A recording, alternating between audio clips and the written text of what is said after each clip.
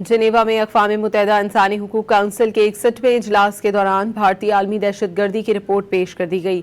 अक़वाम मुत्तहिदा इंसानी हुकूक काउंसिल के इजलास में भारतीय सरहद पार दहशतगर्दाना कार्रवाइयों का तफसीली जायजा लिया गया।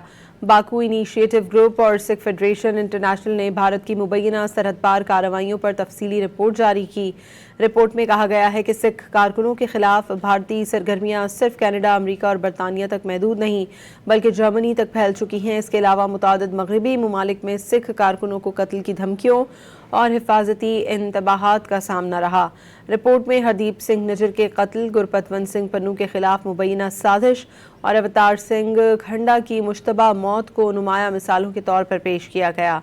रिपोर्ट के मुताबिक भारतीय हुकाम खालिस्तानी रहनुमाओं के ख़ानदानों को भारत में हिरासा कर रहे हैं। अक़वाम मुत्तहिदा के खुसूसी नुमाइंदों ने भारतीय हुकाम के मुबैना किरदार और पंजाब में बढ़ते हुए दुश्मन माहौल पर तशवीश जाहिर की। रिपोर्ट के मुंदरजात के मुताबिक भारतीय खुफिया इदारों ने जर्मनी में सिख, कश्मीरी और तामिल बरादरियों की निगरानी के लिए मुनज़्ज़म नेटवर्क्स कायम किए।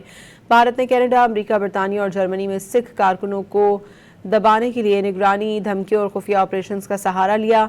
रिपोर्ट के मुताबिक भारतीय खुफिया इदारे सिख सियासी सरगर्मियों को इंतहा पसंदी करार देकर आलमी की सतह पर दबाने की कोशिश कर रहे हैं। भारतीय सफारती मिशंस और खुफिया इदारे बैरून मुल्क सफारत खानों के जरिए पॉलिसी साजी पर असरअंदाज होने की कोशिश करते हैं।